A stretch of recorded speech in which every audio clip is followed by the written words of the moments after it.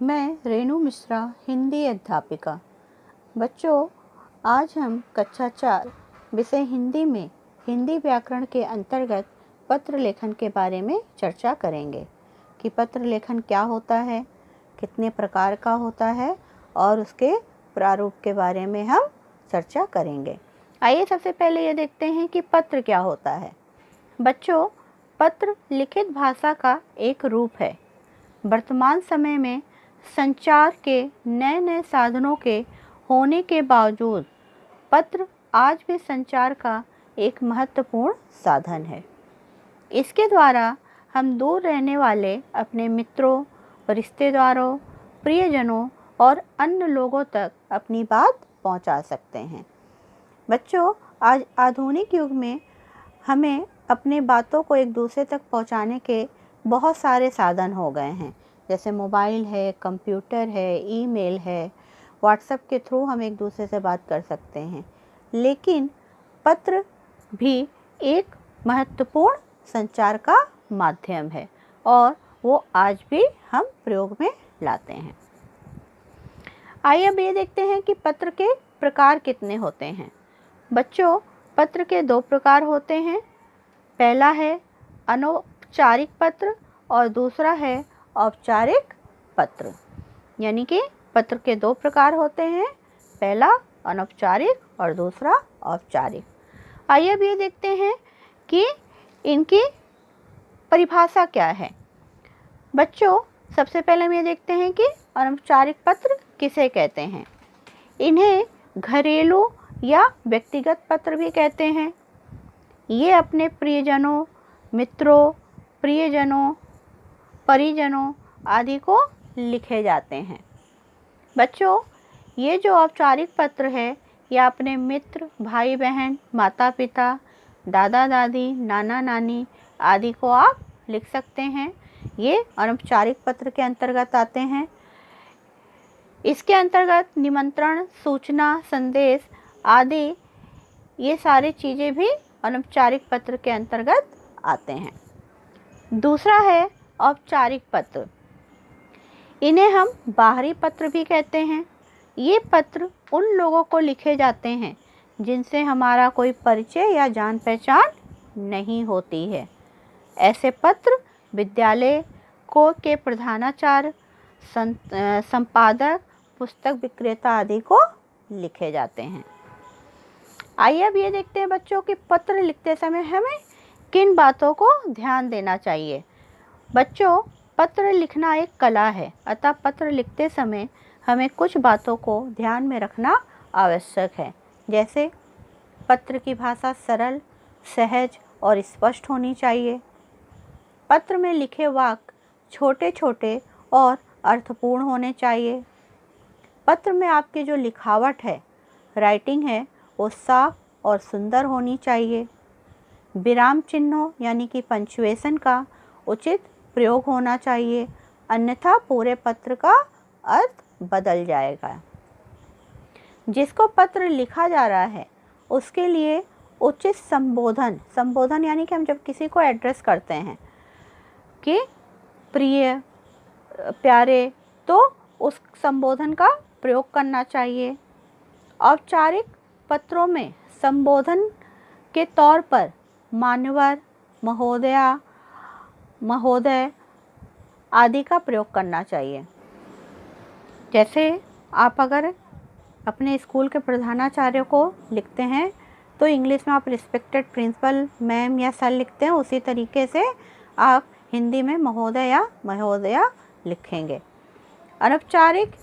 अनौपचारिक या घरेलू पत्रों में मित्रों तथा अपने से छोटों के लिए प्रिय और बड़ों के लिए आदरणीय, पूजनीय शब्दों का प्रयोग किया जाता है। बच्चों, परीक्षा में पत्र लिखते समय अपने पते के स्थान पर परीक्षा भवन लिखना चाहिए। बच्चों, आपने देखा होगा कि पत्र पर पते के साथ पिन कोड भी लिखते हैं। ये किसी भी जगह का पिन कोड होता है जो कि 6 अंकों का होता है। आइए अब पत्र का प्रारूप देखते हैं। सबसे पहले अनौपचारिक पत्र। तो सबसे पहले हमारे पत्र की श्रृंखला किस तरीके से शुरू होती है। पत्र लिखने वाले का पता, पत्र लिखने की तिथि, जिसे पत्र आप लिख रहे हैं। जैसे ये अनौपचारिक पत्र है तो आप प्रिय जय, मधुर स्मृति या प्रिय अनुज इत्यादि। फिर भूमिका कि आप कैसे हो, आशा है कि तुम स्वस्थ हो गए, प्रसन्न हो गए इत्यादि। ये हमारा भूमिका के अंतर्गत में आता और पहला अनुच्छेद होता है। पहला अनुच्छेद यानी कि पहला पैराग्राफ, फर्स्ट पैराग्राफ। फिर दूसरे पैराग्राफ में विषय वस्तु आती है कि आपको जिस सिलसिले में, जिस पर्पस से आपको बात करनी है वो हम अपने विषय वस्तु के अंतर्गत रखते हैं, और ये हमारा सेकंड पैराग्राफ होता है। तीसरा हमारा समापन होता है कि माता पिताजी को प्रणाम कहिएगा, छोटों को प्यार कहिएगा, अपना ख्याल रखिएगा इत्यादि। और लास्ट में संबंध, यानी कि आप किसको पत्र लिख रहे हैं उसका आपको रिलेशन बताना है। जैसे अगर मित्र को लिख रहे हैं तो तुम्हारा मित्र और बाद में अपना नाम। इसी तरीके से औपचारिक पत्र का भी प्रारूप होता है। पत्र लिखने वाले का पता, तिथि, जिसे पत्र लिखा जाए उसका पता, संबोधन, परिचय, विषय वस्तु यानी कि विषय विस्तार, समापन और संबंध। इस तरीके से भी हम अपना औपचारिक पत्र लिखते हैं। बच्चों, आइए एक हम पत्र लेखन का एग्जाम्पल यानी कि उदाहरण देखते हैं। यहाँ हमारा टॉपिक है मध्यांतर के बाद घर जाने की अनुमति मांगने के लिए प्रधानाचार्य को पत्र लिखिए। तो ये हमारा औपचारिक पत्र का प्रारूप है। सबसे पहले आप पता लिखिए, लोहिया नगर, जैसे इसमें आपका लिखा है उदाहरण में, गाजियाबाद, दिनांक 17 अगस्त 2000, जो भी आपका चल रहा है ईयर वो लिखेंगे। फिर प्रधानाचार्य, सेठ विद्या मंदिर स्कूल, गाजियाबाद, और उसके बाद आप विषय लिखेंगे, यानी आप किस विषय के अंतर्गत आप प्रधानाचार्य को पत्र लिख रहे हैं। तो अवकाश हेतु प्रधानाचार्य। फिर माननीय महोदय, सबने निवेदन है कि मेरी छोटी बहन को एक दुर्घटना में चोट आई है। इस घटना की सूचना मुझे अभी अभी प्राप्त हुई है। घर पर मेरी माताजी अकेली हैं, इसलिए अपनी बहन की देखभाल के लिए मुझे घर भी जाना पड़ेगा। कृपया मुझे मध्यांतर यानी कि रिसेस के बाद घर जाने की अनुमति प्रदान करें। आपकी अति कृपा होगी, धन्यवाद।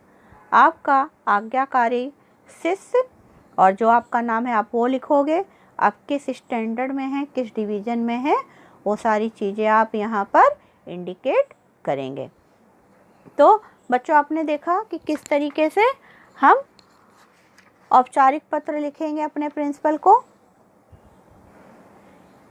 बच्चों, उदाहरण के लिए समझाने के लिए मैंने यहाँ पर आपको एक और पत्र का प्रारूप दिया है जो कि औपचारिक पत्र के अंतर्गत आता है। अभी एक अनौपचारिक पत्र का उदाहरण देखिए। यहाँ का शीर्षक है छोटे भाई को स्वच्छता अपनाने की आवश्यकता पर बल देते हुए पत्र लिखिए। सबसे पहले यहाँ आप क्या लिखेंगे, अपना पत्र लिखने वाले का पता, फिर उसके बाद है तिथि है, और जिसे पत्र लिखा जा रहा है उसके लिए कैसे लिखेंगे, प्रिय अनुज, मधुर स्मृतियाँ, कैसे हो, आशा है तुम स्वस्थ और प्रसन्न होगे। माँ से पता चला कि पिछले कुछ दिनों से तुम्हारा स्वास्थ्य ठीक नहीं चल रहा था, तुम्हें पेट दर्द और त्वचा संबंधी परेशानियां थी। भाई, अपना ध्यान रखो और स्वस्थ रहो। फिर दूसरे अनुच्छेद में जिसमें हमें विषय वस्तु लिखना, उसमें बच्चों हम लिखेंगे, मैंने ये तुम्हें पत्र साफ सफाई अपनाने की आवश्यकता को समझाने के लिए लिखा है कि तुम्हें अपने आसपास साफ सफाई रखनी चाहिए। भोजन से पहले और भोजन के बाद हाथ ठीक से धुलना चाहिए। हाथों की गंदगी से बहुत से कीटाणु हमारे शरीर में प्रवेश करके अनेक संक्रामक बीमारियां फैलाते हैं। अपने कमरे को साफ रखो, गंदे कपड़े मत पहनो और धूल मिट्टी से बचो। कूड़ेदान को ढक कर रखो, खाना खुला मत छोड़ो। यदि तुम इन सब बातों का ध्यान रखोगे तो तुम्हें भविष्य में कोई रोग नहीं होगा। माँ पिताजी को प्रणाम कहिएगा, तुम्हारा बड़ा भाई रूपेश। तो इस तरीके से बच्चों ये हमने पत्र का प्रारूप देखा। आइए हम ये देखते हैं कि हमने क्या क्या दोहराया। पत्र लिखित भाषा का रूप है। पत्र दो प्रकार के होते हैं, अनौपचारिक और औपचारिक। पत्र में संबोधन के लिए शिष्टाचार के अनुरूप शब्दों का प्रयोग करना चाहिए। वाक्यों में उचित विराम चिन्हों का प्रयोग करना चाहिए। बच्चों, पत्र लेखन से संबंधित यहाँ पर मैंने आपको गृहकार दिया है।